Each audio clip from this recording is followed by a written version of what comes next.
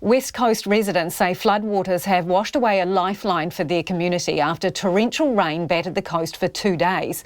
The Waiho Bridge on State Highway 6 collapsed, sending twisted metal and concrete into the river as the water surged past. It's a busy tourist route and the main transport link for Franz Josef to the rest of southern Westland for farmers, businesses and residents. Tess Brunton reports.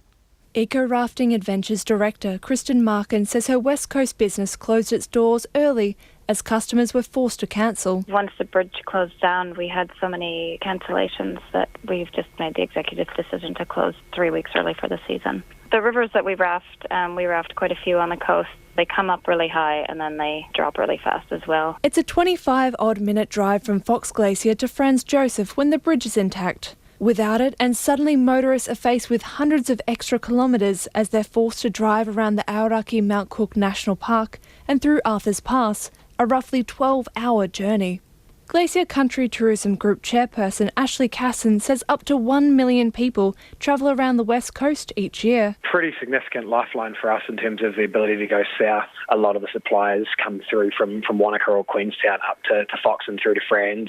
Vice versa, others come down from Hokitika or Greymouth through to Fox or Franz. So you're effectively cutting, South Western in half. Mr Casson says some businesses in the tourism, hospitality and dairy industries will be hit hard by the closure. He wouldn't put a price tag on the financial cost of the bridge loss, but says it will be significant.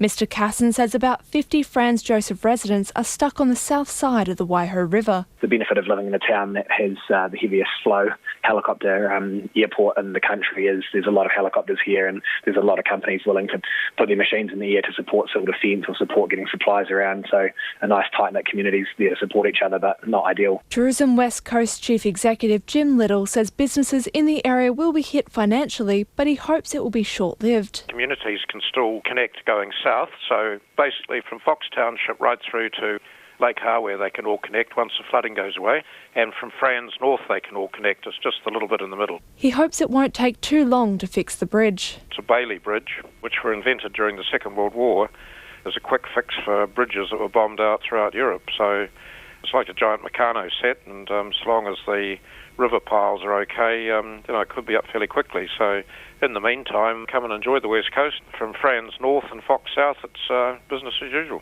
West Coast farmer Pete Dennehy grazes about 400 beef cattle on the land to the south of the Waiho River. His farm flooded yesterday as up to 800 millimetres of rain fell in the region within 24 hours. Mr Dennehy says authorities didn't do enough to maintain the bridge and he doubts it will be a quick fix. They wait for things to happen and then there's action, but there's no preventative maintenance going on. That's the sad part of it. This was a massive flood, but there were warnings put out about the bridge approach. I know that for a fact. That they were warned that the approach to the north side of the Waiho Bridge needed attention. Nothing done. Stop banks needed attention, nothing done. Without the bridge, he says it will be difficult to transport milk, produce and other supplies up and down the coast. Mr Dennehy says the West Coast seems to hit a major disaster every year or two, so prevention needs to be a priority. The Wanganui Bridge only a couple of years ago was a classic case of that as well. They were told about that approach, that it needed attention, not done, so the bridge was washed out. It cost millions and millions of dollars.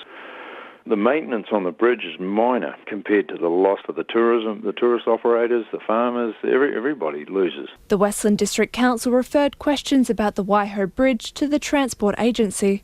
In 2016, the Transport Agency planned to raise the Waiho River Bridge by 2 metres, spending $1.6 million, but none of the tenders were accepted. Agency Systems Manager Pete Connors says the riverbed levels reduced so the bridge didn't need to be boosted.